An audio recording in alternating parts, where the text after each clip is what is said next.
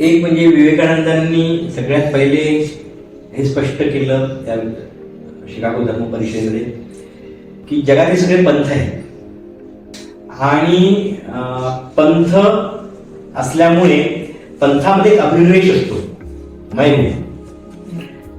पंथामध्ये स्वतःला प्रस्थापित करण्यासाठीची एक चढावड असते, स्वतःच्या प्रसाराची प्रचाराची एक इच्छा असते, जिद्द असते आणि तो जो काही त्या पंथाचा समूह असतो तो समूह चांगला आक्रमक असतो. विवेकानंदांनी सगळ्यात पहिले सांगितलं, हे प्रस्थापित केलं की हिंदू म्हणून जे काही आहे तोच खरा धर्म आहे. वेदांचा जो काही तो खरा धर्म आहे आणि त्या धर्माच्या वेगवेगळ्या अँगलमुळे त्या वेदांताकडे वेगवेगळ्या अँगलनी बघितल्यानंतर वैदिक अवैदिक अशा भारतामध्ये अनेक पंथ निर्माण झाले आणि भारत हा असा एकमेव देश आहे की जो म्हणतो की सगळ्या पंथ धर्माचे आहे.